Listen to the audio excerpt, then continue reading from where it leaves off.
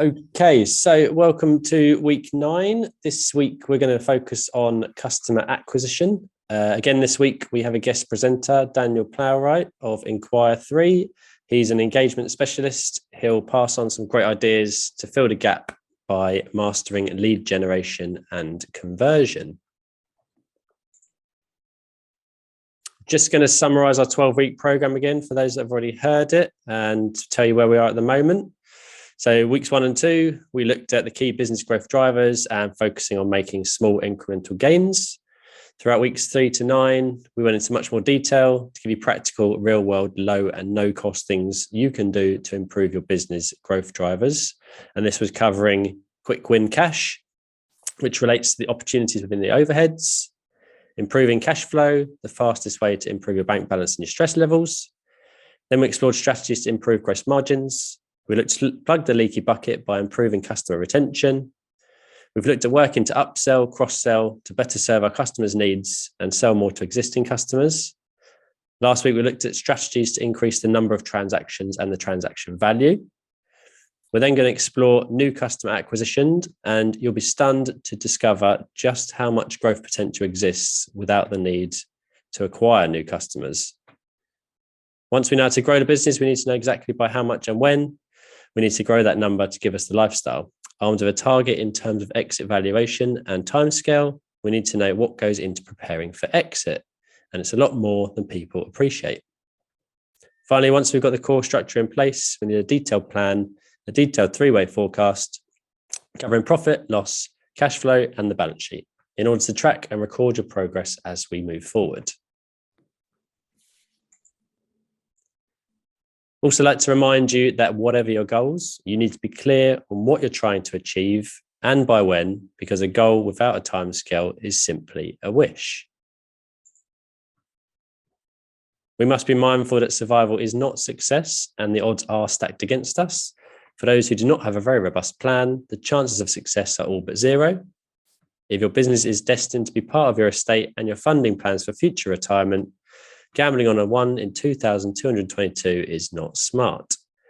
Achieving your personal and business goals requires planning and process. We also highlighted the fact that we must focus on the lead indicators, the drivers of success, because if we only focus on the lag indicators, so the sales, profit, cash in the bank, effective management control is impossible. You can only control the lead indicators that drive success, and to do that, you need to know what they are, measure them, take action to move and improve those key drivers. And you have to set targets and monitor progress over time. Remember, 2002, the British cycling team had won 1 gold medal in 67 years. In 2008, in the Beijing Olympics, the British team won 7 out of 10 gold medals and repeated that success in London 4 years later. The team then went on to win 3 out of 4 of the recent Tour de France events. And how do they achieve it? By breaking down everything that goes into cycling and finding ways to make small 1% marginal gains to achieve an overall increase in performance. What worked for the British cycling team will work for you. These webinars are to educate you on small, easy, but highly effective ways to increase your business performance by finding and implementing ways to make small 1% marginal gains, and success will look after itself. In your business, whilst you will have more, these 7 business growth drivers are by and large universal. So margins, overheads, new customer acquisition, customer retention, transaction value, purchase frequency, and the odd one out on the screen because it's not a growth driver is cash flow. It's critical because if you run out of cash, there is no business. We've already introduced Alex and KPI and the planned dividend payment. With an 80k profit, up 33% on last year, Alex and the family are looking forward to paying themselves a 40k dividend this year. They're excited at the prospect of the holiday in the sun, moving to the larger house, or the whole new wardrobe of clothes to wear. However, there is a problem, and it's down to cash flow. Despite the increase in profit, the bank is overdrawn by that £53,000. Alex has to explain to the family there's no longer that holiday, the house move is on hold, and existing clothes will have to last a little bit longer. But never mind, because it will be better next year. But will it? We concluded last week by revisiting the numbers and highlighting that doing nothing does not mean last year's results will be repeated. Why? Because there are trends that will continue to move.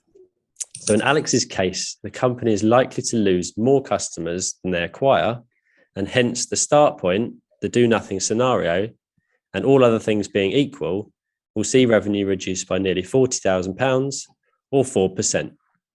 So before we even look at increasing new customer acquisition or selling to strangers, we are suggesting you focus on the easier, quick wins available by maximising the potential with your existing customers, the ones who hopefully already like you, know you, and trust you.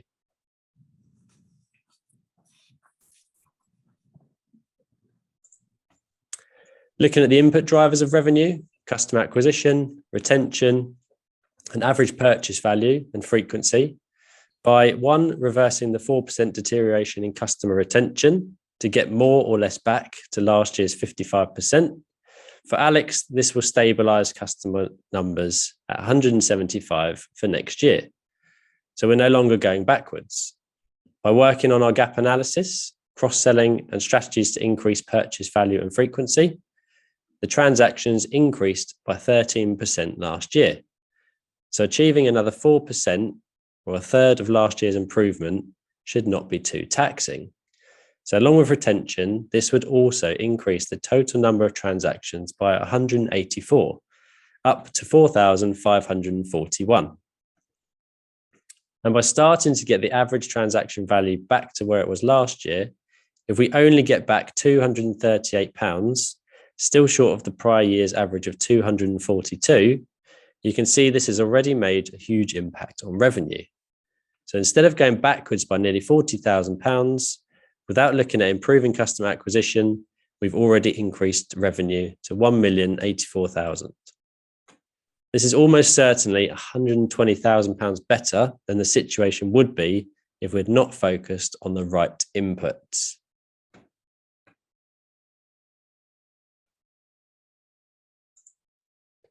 We know from analysis that Alex has been achieving a 39% gross margin for all of the last quarter.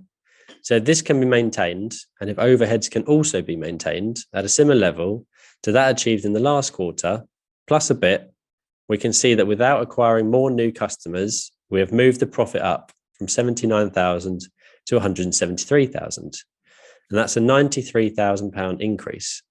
But as we know, profit and cash are very different things. Let's look at what improving credit control does to our bank balance. Now we've improved profitability by nearly £100,000.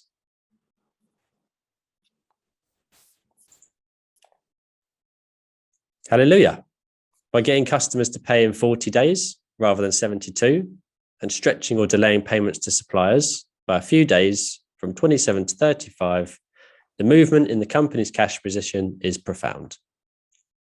53k overdraft has gone, and with it, probably several thousand in bank fees and a whole load of stress.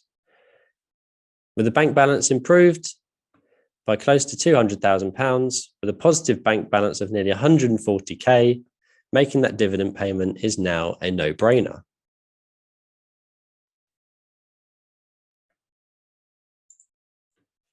If you were able to complete last week's homework, you'll know what your numbers have been in terms of customer acquisition, where your new customers came from, and how much it costs for you to acquire them. Hopefully you have some targets for next year that we could use to project your profit and your cash position for the next year and beyond.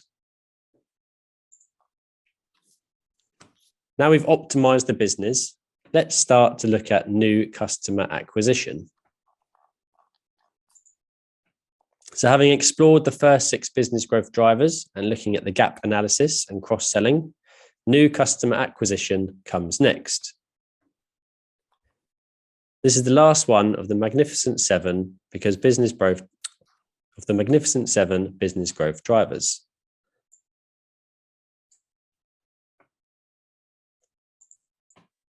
Looking back at Alex's figures, we're going to complete this table. Hopefully you have a similar table for your own business. These key drivers and how they work need to become ingrained in your subconscious. The first 4 in this table drive your revenue. Multiplying that by the margin rate will give you your gross profit. Then if we minus our overheads, this will equal your net profit. It really is as simple as that. We need to manage credit control to minimize the amount of working capital tied up in the business and maximize the cash in the bank that can be used to grow the business or reward the shareholders. Back now to looking at customer acquisition. So Alex acquired 98 customers last year, but only 79 new customers this year. The question on everyone's mind is, what will the new customers and their numbers be next year?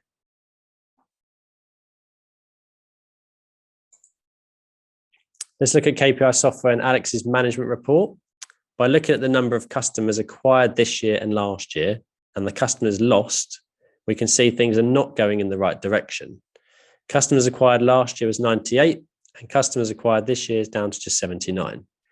That means there are 19 fewer customers transacting with the business than would have been the case if we maintained last year's performance. What would 19 additional customers have generated in additional revenue? Well, we can never be certain, but if we take averages, that has potentially cost Alex £108,700 in lost sales. Don't forget that new customers does not necessarily translate to a growth in the total customer base, because before we can count any gain, we need to replace the lost customers. So we can now see that in the year before last, the business grew by acquiring 98 new customers and lost 73, giving a net gain of 25. However, in the last 12 months, that has flipped, with 79 new customers acquired, not being sufficient to replace the 92 who have gone elsewhere. This is a net loss of 13. The impact on the business overall is £150,000 of lost revenue, which at last year's gross margin rate of 35% has cost Alex and KPI software over £50,000 in lost profit and ultimately cash in the bank. Please note this is a simple overview and it needs more data, more analysis to really understand what's happening. But the net direction of travel appears to be badly negative. And again, if anyone would like us to have a look at plugging this into your data, seeing what we can pull out and run through something, we're happy to do so. So I would now like to re-welcome Daniel Plowright of Inquire 3, who shared some insights from week 6, but he's going to pass on some more of his knowledge, expertise. This time we speak about the customer acquisition. So thanks, Daniel. You should have control now and very interested to find out more. Yeah, no, good morning, everybody. Thanks for joining us this morning. And thanks for the introduction as well, David. So for those of you that joined us on the previous session around client retention, welcome back. For those that didn't, my background, as I said earlier on, we do a lot of work around client engagement, and really our main focus is on trying to extract in the politest possible way the maximum value from your current client base, which I'm going to touch on in a second. Before diving into basically a potentially costly activity of acquiring new business. And obviously it's good, the comments I make are going to obviously depend on the nature of the business you have, the service you have, the products you have, and only I can really talk in generalizations. But I think the key thing here is, I hate to say it, but none of this is rocket science. And hopefully from my perspective, a couple of things is, one is that you might walk away from these sessions going, I need to understand these numbers for my business. And that's certainly something that David and the team at Z Squared can help you with. And that's the offer that David's just made, because some of those tables can look quite scary. And it's a question of, well, how do I collate that information for my own organization? But unless you know those figures, you really don't know where you're kind of heading. And a lot of the stuff that we do as marketing or business development activity, we're kind of guessing a little bit. Most businesses will say they've got a plan. Have they really got a plan? Are they sticking to it? Are they reviewing against it? Unless you've got those KPIs in place, it's almost impossible to do so. And I think the second thing from my point of view is that hopefully over the next kind of half an hour or so, might just say something, or we might just pick up something in the Q&A that causes you to say, do you know what? I think we should have been doing this. I knew about it, and now I'm actually going to go and do it. Or actually, I've got a slightly different context on something here, and I'm going to go and have to see if I can apply it to my own organization. So that's from my perspective, that would be a result. It's just a small change in behavior, ultimately.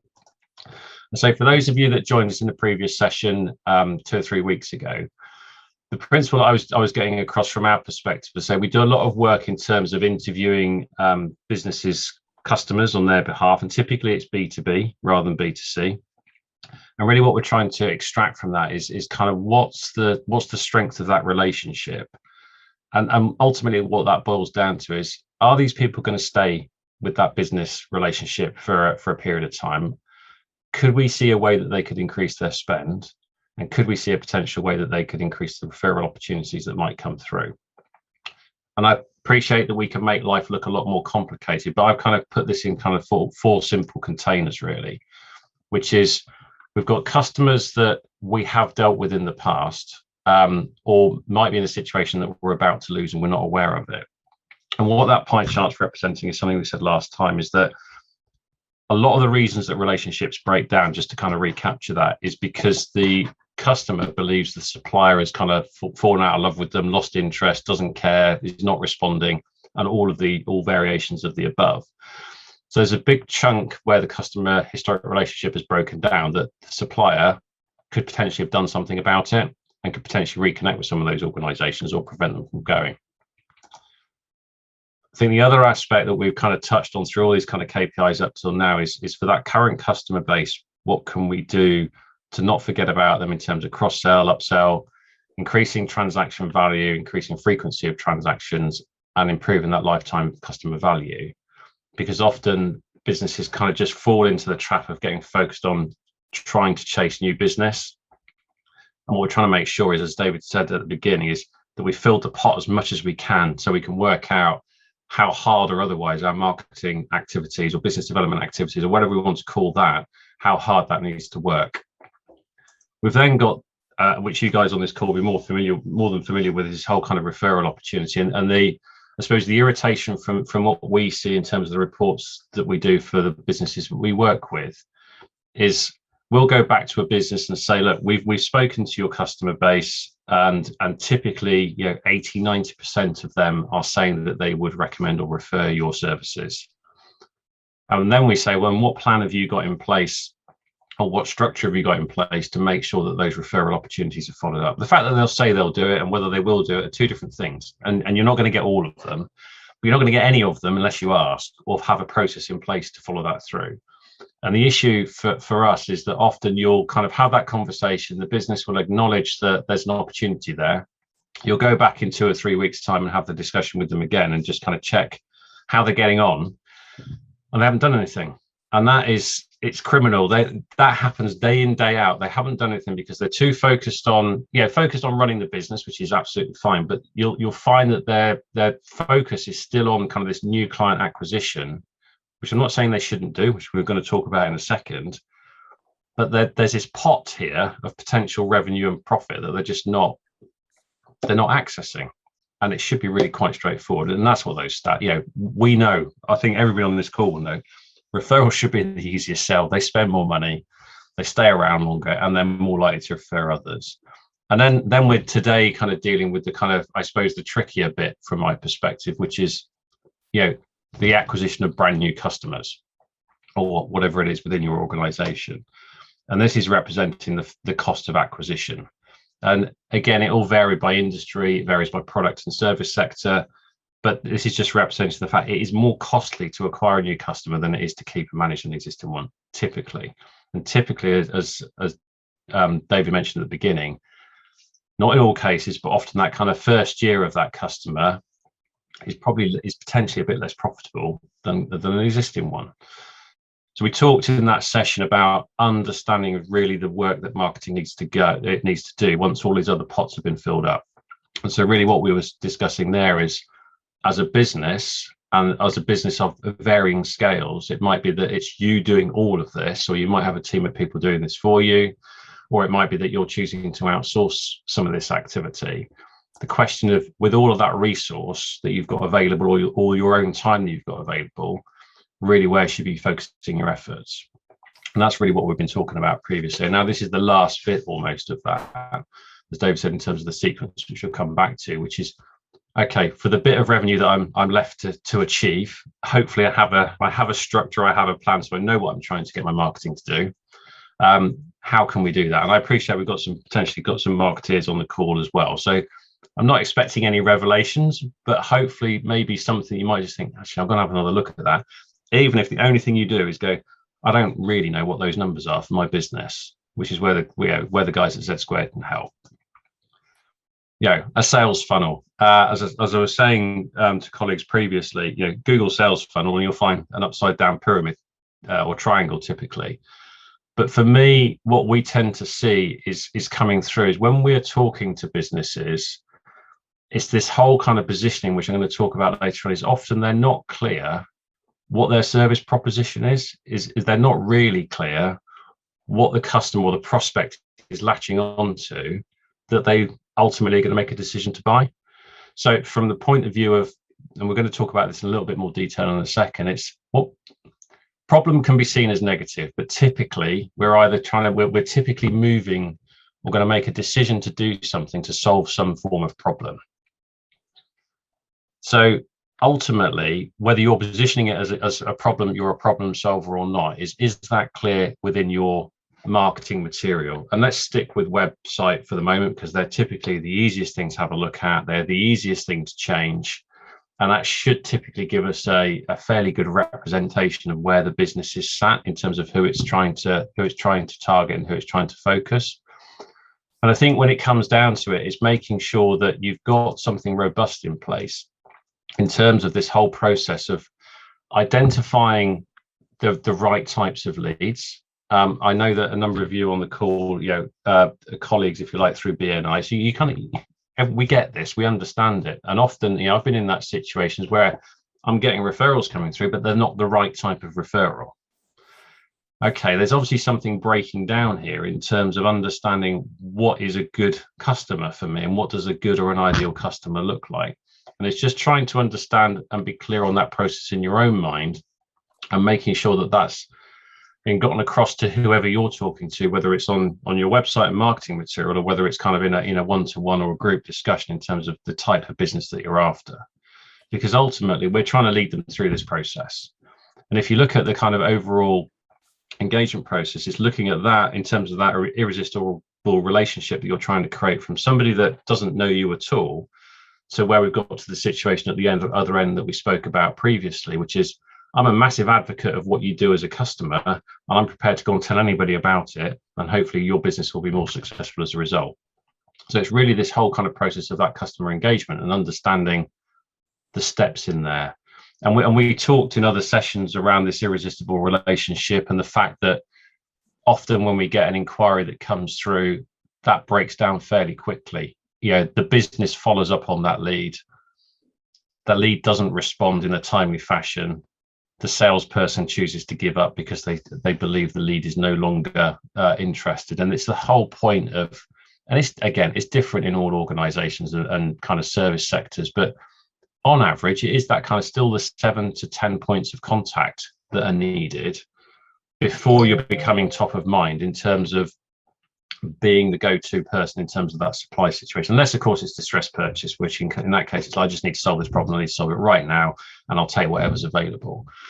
And I think, from my mind, I mentioned to somebody yesterday, is that we've all been there as consumers, and it's been interesting over the kind of last couple of years, in terms of people blaming something instead of everything else for breakdowns in service and supply chain. But as I was saying, as a domestic consumer, you go out and you want some work done.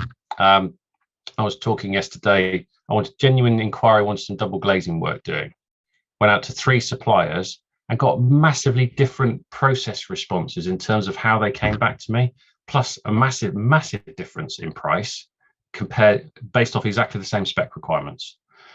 Do they respond? Did they respond? How did they respond? What was the quality of the quote looking like? So you've got the classic, I'm going to go with this one because I'm hearing them on my local radio station, and they're spending money on advertising on local radio, yet the way they handled their inquiries was absolutely awful.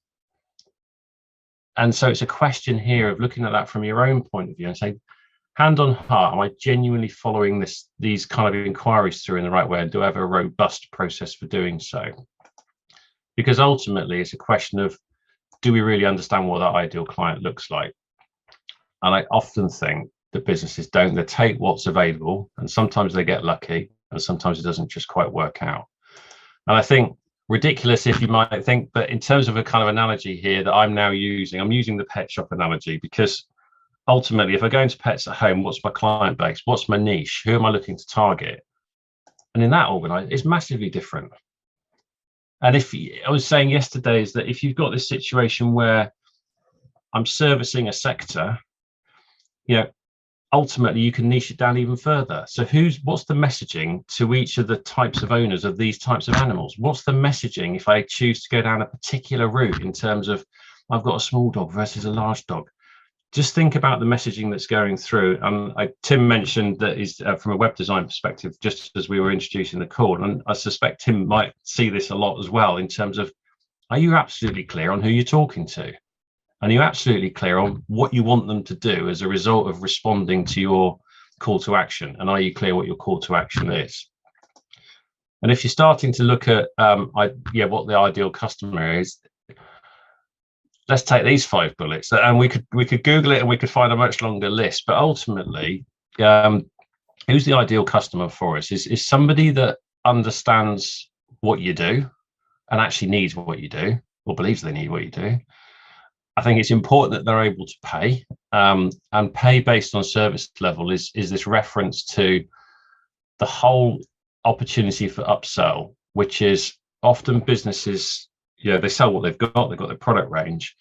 But for those huge advocates of what they do, who love what you do and will probably pay for a premium product or service, often the business doesn't offer that really premium or bespoke or tailored service for that high end, because they perceive that no one will pay the money for it.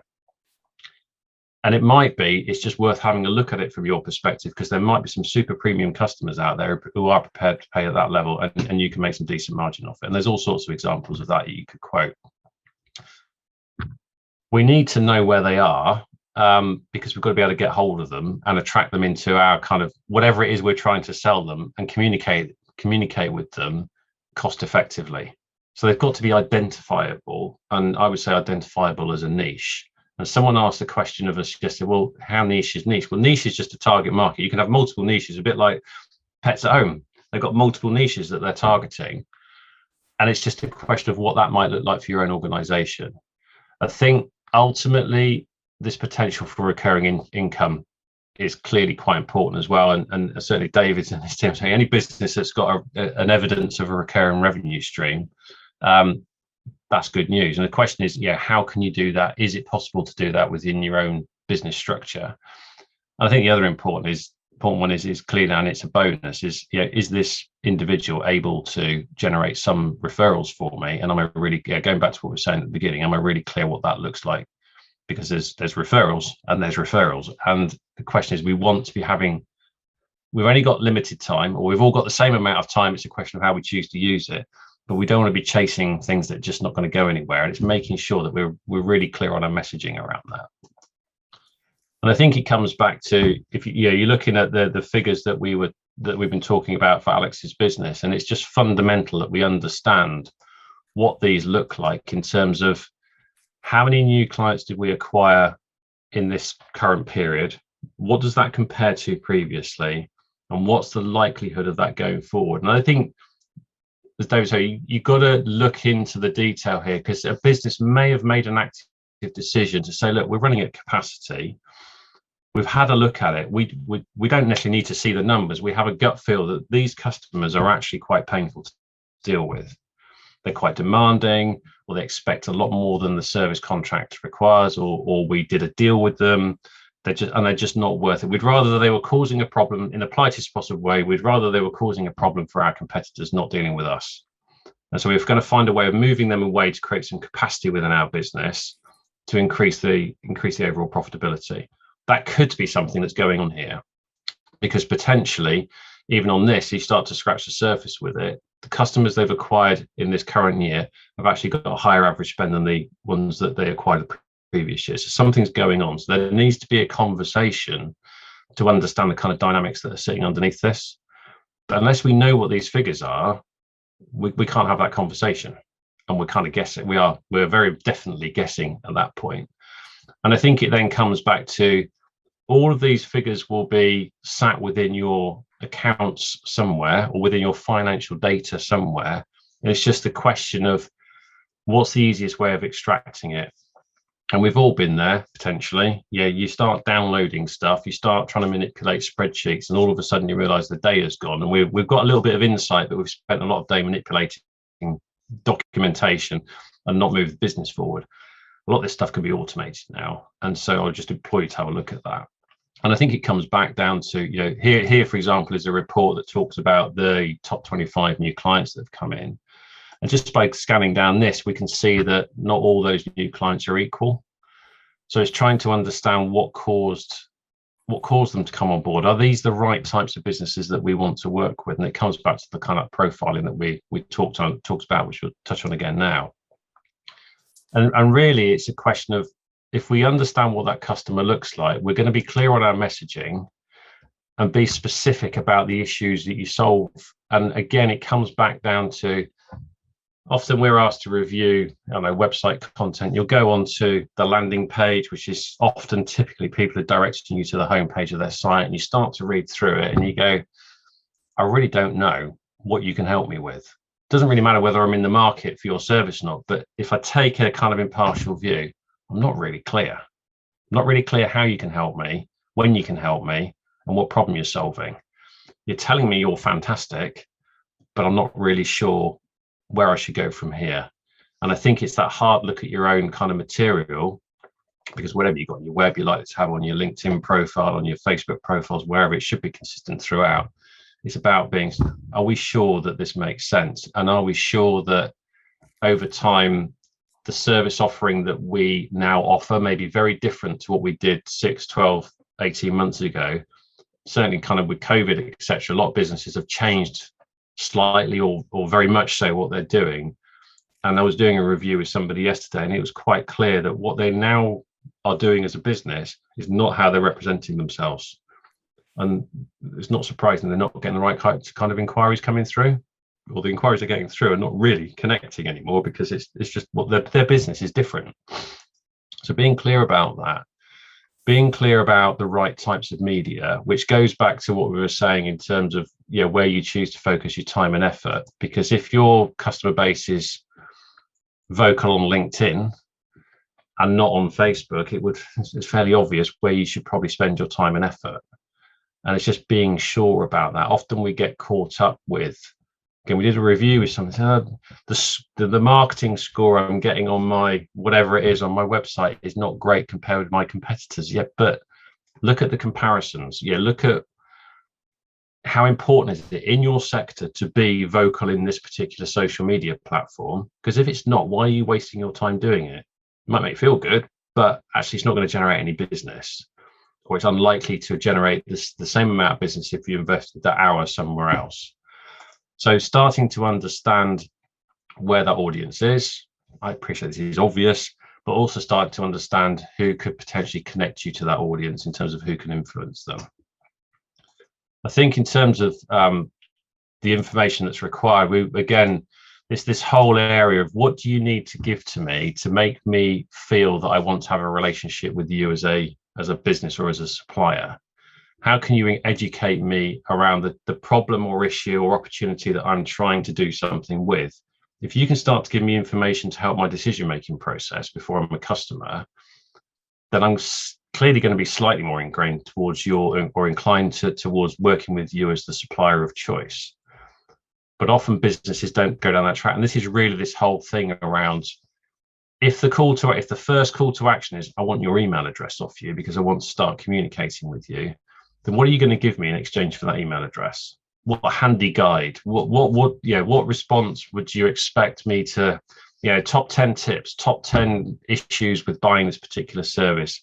These are the top 3 mistakes that people buying this typically make. Download our free guide. It's all of that kind of stuff that people will connect with. And clearly it's different. It's different for different sectors. It's different tone of voice in different sectors. And it's just whatever kind of works for you. But ultimately it goes back to your kind of acquisition process.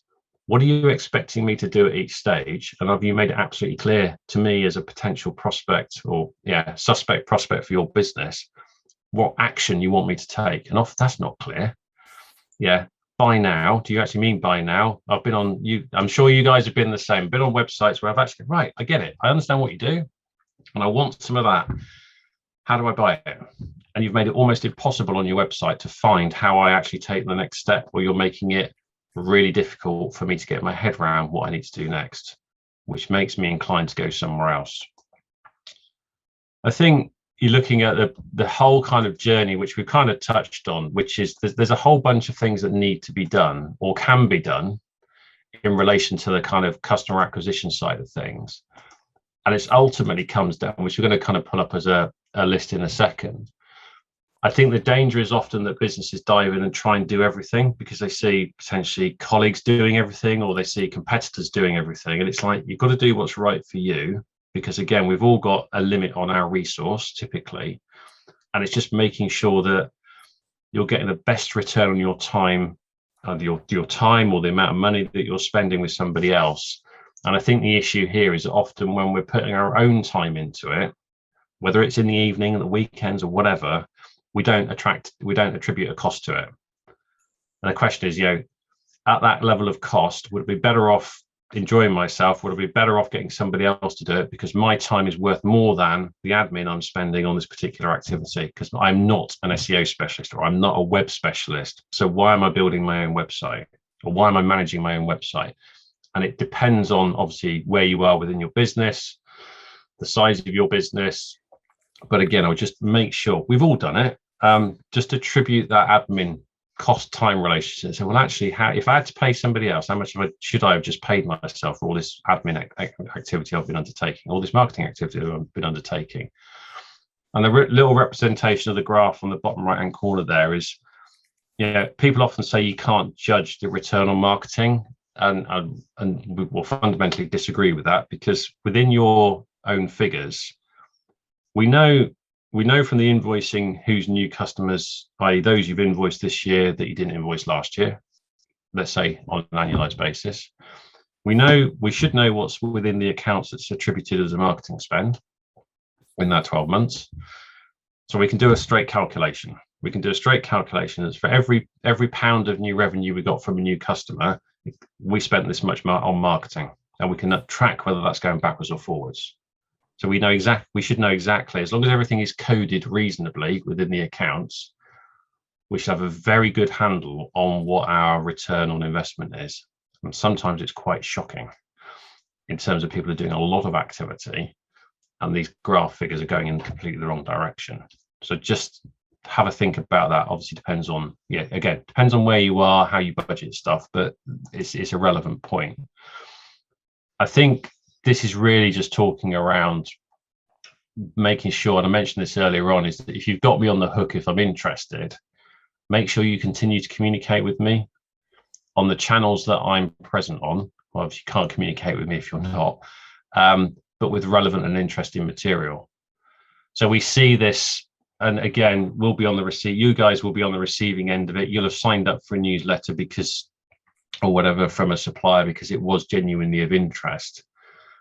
But then the communications they're sending are either too frequent, they're not nuanced enough, and you go, do you know what? I can't wade through that. I was interested, but I can't wade through all of this to find there might be a nugget in there that's of interest to me, but I haven't got time to read it all. So you don't unsubscribe necessarily. So the supplier, people are looking at my emails. It's like, no, they're not really. They might be opening them, but they're certainly not reading them, and they're not reacting to them. And this whole thing around Wamish, which is why you're making it so hard. And that was the example I was giving earlier on, which is as a potential customer, you've taken me right the way through the process. I get it. But this whole bit at the end in terms of the call to action is not clear. It's not clear what you want me to do. You're not setting any expectation with me of kind of what happens next. And you just make it way too hard. And my default position, or one's default position, is potentially, do you know what? This purchase decision can wait, and it could wait till tomorrow or next month or next year, because you've not made a compelling enough argument. You haven't made it easy enough for me to engage. And we see this time in, time out, that when you talk to people, say, well, what's your kind of conversion rate? Okay, we had 100 inquiries and we went and spoke to 100 inquiries. Our conversion rate was 10%, let's say. But then you actually dig under the surface. You go, well, do you know what happened to the other 90? And they go, well, no, we don't, because we didn't follow up to that extent. It's like, well, you don't know if they went somewhere else. You don't know whether they just chose to defer their purchase decision. You just don't know. So there might still be live prospects, but because you haven't put in a robust follow-up process, they've just disappeared into the mist. And that's the other sad thing, is businesses spend a lot of time and effort that do have a process. We actively follow up on leads. We actively follow up on inquiries. We put a load of effort and time into that first bit, but don't put anything into kind of the next stage of kind of keeping in touch and accepting the fact that sometimes this whole process of buying takes an awful lot longer than we anticipate because other things have come up and people are busy. And this is a whole kind of making sure that we're keeping in touch in an appropriate way. And often the challenge there is, well, I don't want to be seen to be, this person was interested, but I don't want to be seen to be painful or chasing them or whatever. Well, they had a problem that they thought you could solve. So find a way of staying in touch appropriately, not upsetting them, and being ready for when actually that problem really crystallizes itself and they want to do something with it. So just in terms of a bit of a checklist, it's kind of, do we understand who that customer, what that customer looks like? Customer profiles, customer characterizations, whatever it might be. When they hit your material, let's say your website, do they recognize themselves? Do they recognize that you've helped people like them with a challenge similar to the ones that they've got, or a problem opportunity they're trying to address? This one is around, is your website talking about, we do this, we do that, we're brilliant, we've been around for 100 years, we're a family-run business in the local area, we support local charities. It's all really important stuff, but I would suggest it's all important stuff potentially a bit later on, because the first thing I want to know is, can you help me? Right, I believe you can help me. Now I'm looking for some credibility stamps, if you like, and that's where some of this stuff can help. But don't hit me with that to start with. And one of the asset tests that we say in terms from a copy perspective is, if I just took your copy off your homepage without any pictures or anything else and gave it to somebody to read, would they actually understand what you do? And often it's really not very clear at all. It just talks about the company generically. This was kind of where we're talking about potential use of downloads. How can you help me educate myself such that well, it's obvious that you guys know what you're talking about because you can identify with me and my problem, and therefore actually you're the guys to work with when I actually want to put my hand in my pocket, which is also kind of following on from this point here. In terms of this one, we've all got preferences about how we choose to engage, and I think there's also a generational thing here in terms of how people engage. I've got teenage children, so do I want to fill out a contact form? Do I want to email you? Do I want to phone you? Do I want to use chatbot? What do I want to do? And have you given me all the options that are sensible to respond to you, that are most comfortable to me? So you force people down a particular route, then that might be a route that they just don't want to go down. So again, you've got to be sensible about it, but kind of, are you giving me those options? In terms of, this is talking about CRM systems, and a CRM system here could be really quite complicated, or it really could just be a list of some post-it notes. But the thing here is making sure that you've got something in place that causes you to follow up, because that's where it falls down. It falls down, do you know what, I should have rung them last week and I haven't, and now it's 2 weeks later and I forgot, and now it's 8 weeks since that first inquiry, and I think they were actually quite interested, but now it's a bit embarrassing and I'm just going to move on to the next thing. And that happens a lot. You start to look at this regular and consistent communication. As I said, media channels, are you hanging out in the same place as those target customers? I'm not talking necessarily about social media influencers, but people that can say, these guys have done a good job and make referrals. Are there people that you can partner with that you're in non-competing spend? So for example, someone's just joining, I'm going to let them in. Are there people that in like areas? So the example we gave here was kind of if one chooses to get married, there's a whole bunch of decisions that need to be made in terms of spending some money, from dresses to venues to music to all sorts of things. And they're typically a consequential spend, and they're not necessarily competing for the same budget. So if somebody's bought a product or service from you, does that mean they need to buy something else that either you could supply or a partner could supply? And consequently, are there partners further down the chain that says, well, if they've worked with this individual, they're going to need to speak to me next, because that's the logical flow that they're going to go through. So again, think about that in your own context. Marketing automation, we're just going to touch on this slightly in a second. And then this whole thing around, I mentioned it, I've hammered it, being clear on calls to action, being clear on guarantees, because that's massively beneficial. If you've got a strong guarantee and your next nearest competitor hasn't, even if you both kind of work in the same way, if you're the one shouting about that, I'm going to more likely have a conversation with you because I just feel more comfortable. And just looking at kind of marketing automation in the round, just want to talk you through this as kind of the last part of this presentation, which is, typically this is a journey that businesses go on.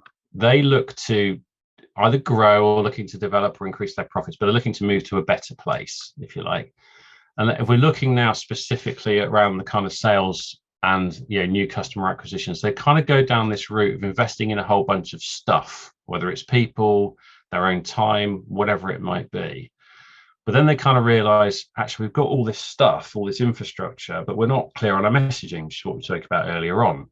So they realize they've got nothing to say. And then what you end up with the situation is, whilst they're generating some leads and they're getting some conversion coming off the back of those leads, they've actually got a chunk of spend, but the return rate is not fantastic, because ultimately the messaging is not strong enough, which means they're not getting the level of leads they should be for the infrastructure they've put in place.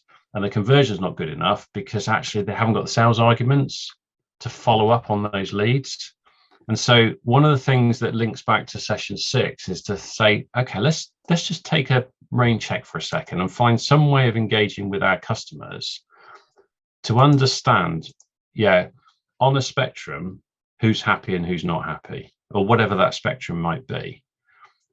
For those that are saying they're happy with our service, how can we take them to the next level in terms of delighting them, making sure they're absolutely aware of everything that we do, and making sure that there's an opportunity there for referrals. So all of a sudden, by having that conversation, what you've got is, I'm going to improve my lead generation because I have a better understanding what causes people to buy from me. I'm going to improve my conversion because the evidence I can produce off the back of my case studies is stronger. I'm going to cross-sell to these people that I've just kind of forgotten about slightly. And I'm going to be in a position to ask for referral opportunities. And this last bit, which potentially could be the first bit, which is this customer retention.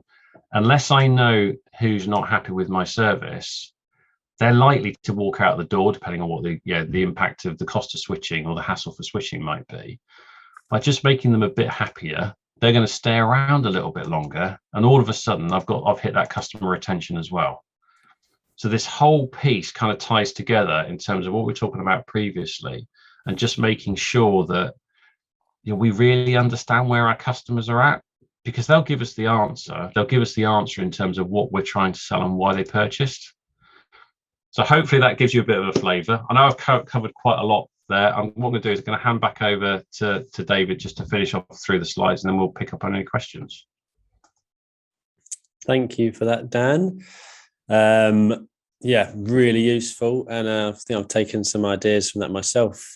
Even just, as you say, the referral process, just when you actually take that initial call from somebody, it's if they understand your business and their own business, it's an easy sell for you then later, because they're already knowing the business structure for somebody else. They can ask you the right questions as well. If you're just looking for somebody who's trying to reduce their taxes, they're not really interested in anything other than just using your services one off.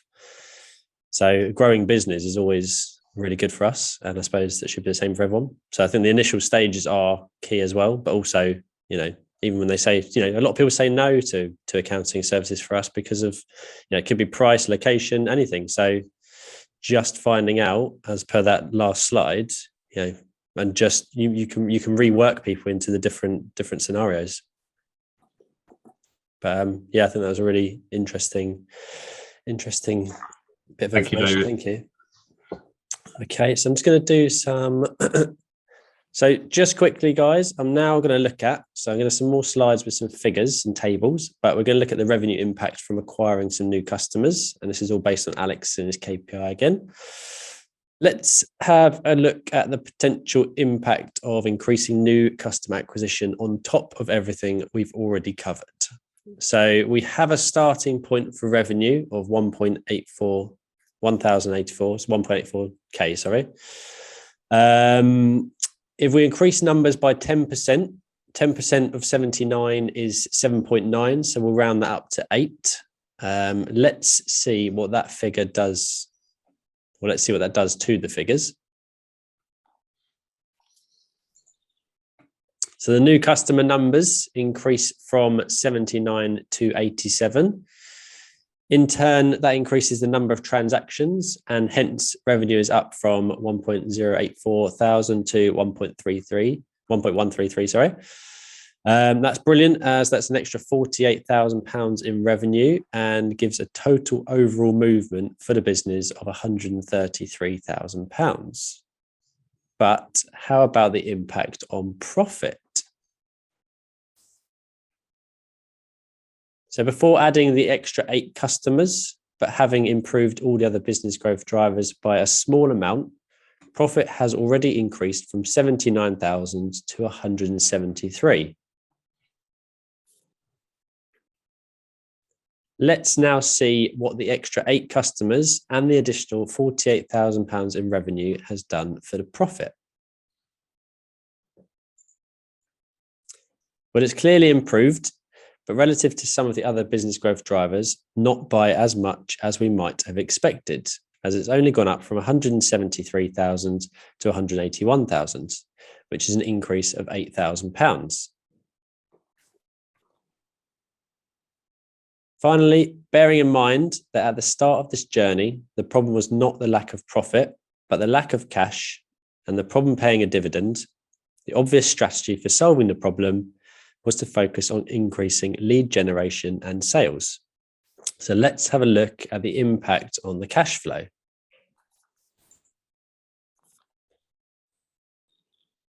We've already achieved a tremendous result, up from a negative £53,000 to a very healthy £138,000 positive.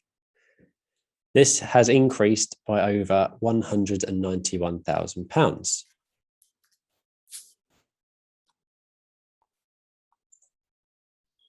All the effort required to generate more leads and acquire 10% more customers has only then further increased the cash balance by a relatively modest £7,000.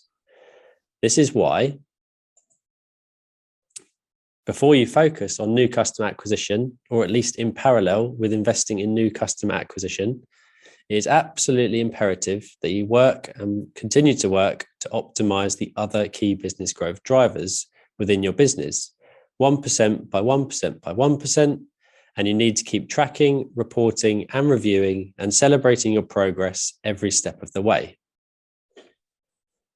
So that's the end of today's session. So are there any questions?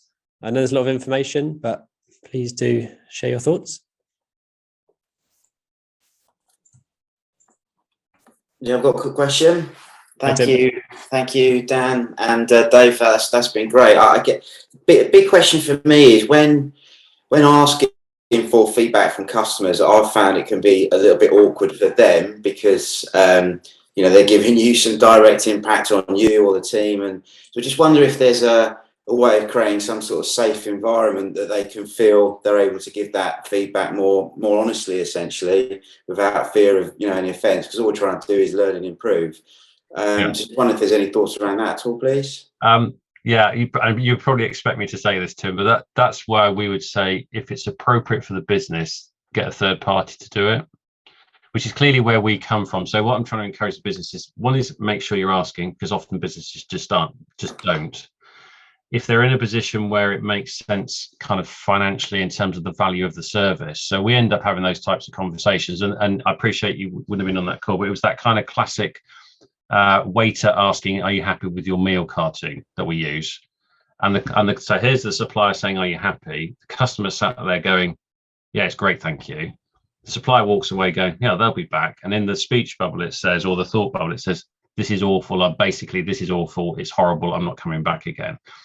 And so we tend to find, yeah, we've been asked, oh, you're going to have a hard time with these interviews because we know we've upset some people. I said, they won't give us a hard time because we're not you. They will have a very open conversation with us around some of the challenges. And what you tend to find, even when if you like, the supplier is expecting to get some not great responses, they will get some not great responses, but they will also be pleasantly surprised that actually the customers probably do want them to do well. So that's one way you can do it. I think it might be worth a separate conversation, Tim, because it does link back to what we were talking about previously. And there's probably some other bits and pieces we should have a catch up on at some point, to be honest. Yeah, that would be great because, yeah, I saw some of that, and I did some asking. I put a form on the website to fill out, and it was like, "You guys are amazing. Everything was great." Oh yeah, absolutely. You know what? I can't believe. No, you're not perfect in every way, and I just felt like we weren't really learning and growing, so I stopped doing it because it just felt like it was wasting everyone's time. Yeah, I appreciate that, Dan. Thank you. Yeah, no worries. Thanks, Tim. Obviously, with my business, it's quite different. I mean, we find that we get the feedback from the ongoing conversations. And that's the point where you can iron out the gremlins. Of course, our clients are also our customers. There's always the one who isn't going to speak and is going to be very, very English about it. But I find with actors, they're going to be much more verbal because it affects their day-to-day living. Yes. So from that point of view, I think what my business has got to be aware of is to continuously be having that conversation. Yeah. It's about drawing that line in the sand. And I think it's a question. Yeah. We had this conversation with another business yesterday, which has a recurring revenue stream, but it's an annual renewal. So what you've got is a customer gets an annual renewal invoice, which can be quite chunky. And you go, what's this for? So it's about having that process in place. Let's be tactical about it. Have we spoken to that customer 6 to 8 weeks in advance of us knowing that they're about to be hit with it's a bit like David's business and it kind of the annual cycle of accounts? Have we put a reminder in at the appropriate point about the great service we deliver? And have we asked if there's anything we can help with, such that when that annual renewal comes through, they go, oh yeah, no, I did speak to them about 6 or 8 weeks ago, funnily enough. And it's that type of thing that I think we can, I hate to use the word, we can stage manage, but we're doing it in the right way because we want, obviously we want to retain their business. There is a support level, let's say, there for that renewal process. But this is part of the issue that we talk about, is that we assume, because picking up on Tim's point, we assume they paid the bill, therefore they were happy. Well, they paid the bill because it was due. That doesn't necessarily mean they were happy. And we might not know for another 12 months that, oh, we thought they were going to renew. Oh, no, we've left. We've gone somewhere else. And that can be an awful surprise. So, you think a client is entirely happy. I mean, we had this situation at the beginning of this year. We earned a client, something like £40,000 for a week's work, which, considering there was a pandemic, was absolutely amazing. She left. She wasn't happy because we wouldn't allow her to phone us up 12 times a day. We pointed out, is it necessary? I mean, obviously, when we're dealing with artists, there's often other issues going on. But that was weird. That's one of those unforeseen things you cannot even imagine happening in business. So we have to be very aware of expecting the unexpected. Yeah. And things do happen, and all you're trying to do is you're trying to mitigate it to some extent. That you get the odd surprise, but we want to try and minimise the number of surprises that we get. Absolutely, I've had enough lately. Thank you. I don't know whether it's too much work, but if you are invoicing somebody after a project finishes, is it worth having on the invoice, if it's all electronic now, sort of a link so that they can review after that service, or is that too much and it's better to do it in sort of strategic monthly I think it really depends on the nature of the business and the relationship. So for example, any business that delivers a project, there is a completion, and that could be a web project, it could be an infrastructure project, it could be anything where there's kind of job and finish. Obviously, there's a sign-off process that says that, okay, the job is finished and we've invoiced you and you paid the invoice. So you must have been happy. Let's make an assumption that you must have been a degree of happiness at that point, because otherwise the project wouldn't have completed. We typically then, there's a couple of businesses that we work with where we then make a customer care call, or whatever you want to dress it up as, about 6 to 8 weeks afterwards, to see whether this halo effect of everyone feeling happy with each other is still sound, or is there something that needs to be gone back to. So I think I would take any opportunity to get that feedback, but just be really, picking up on Tim's point that often they're more positive. Not more positive. That positive statement is fair and reasonable, but what we haven't done is we haven't scratched the surface to find out whether there's any issues. We're not scratching really hard, but we're just giving them an opportunity to talk to somebody. And also that obviously the responses to anything electronic is typically at the other ends of that spectrum of, I think you're absolutely bloody fantastic, so I'm going to tell you you are, or I think you're absolutely awful, and I'm going to tell you are. And it's that group in the middle that don't tend to respond typically. Perfect. Thanks. No worries. That makes sense. But yeah, any other questions, guys? Otherwise, we'll wrap up for this week. No, I think not. I probably need to have a chat with you about accounts and things. If you can give me a call today, because I won't have time to breathe when I get in. I think Karen's just unmuted. So Karen's going to say something. Hi, Karen. Hi, sorry, now you can see me.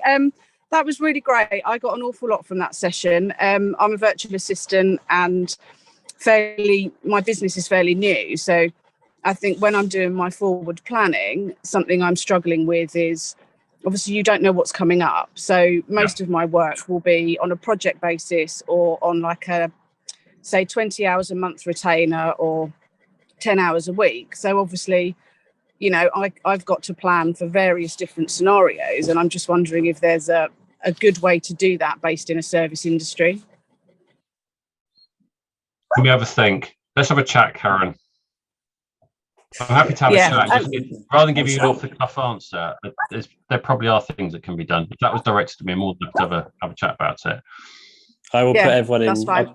I'll give everyone Dan's contact details and Cliff's, etc. after the call, so everyone can any extra queries, just contact us. Yeah. Perfect. Are you a virtual assistant who goes into companies working on projects, sort of almost like a sort of temp who picks up on? Yeah. I mean, an extra pair of hands is probably the easiest way to describe it. And you don't have, I suppose you don't have that employment responsibility of, having someone later. I am running to stand still at the moment.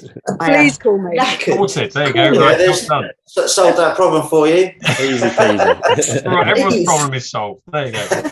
Marvellous. David, don't forget to tell them. Sorry, Karen. David, don't forget to tell them about next week. What's happening next week? Yeah, I'm just going to ask Cliff to put the slides back up, and then we'll go through next week. Give me a second. Okay. Sorry, Cliff. Put you on the spot there. Yeah. I can tell you. I've got it in front of me. That's okay. I've got it here now. There you go. Thank you. Okay, so just on the next one, Cliff. Sorry, let me just get this up. There we go. Cool. Okie dokie. So so Karen, you haven't seen the previous 8 weeks, but they are online. You can go and review them, and there's some extra really useful information bringing you up to date. And Daniel did week 6 as well. But we're now heading into the final stages of this workshop. So we've got 3 weeks left. Next week we're going to start covering Know Your Number. We have another special guest coming on for that one. So your homework for next week is working out your number. So we'll be going through this in the next session, but do you know when you want to exit the business? Do you know what you'll have to pay for and for how long? And lastly, do you know how much equity you will need? So again, if you can put those together, or any queries you've got about that information and whatever your number is, we can go through that next week in week 10. And it's just a thank you from us. Thanks for coming. Thanks for your questions. And thanks, Daniel, for presenting today and everyone's insight. Really appreciate it. Thank you very much. That was really interesting. Have a good day, everyone. Have a good week.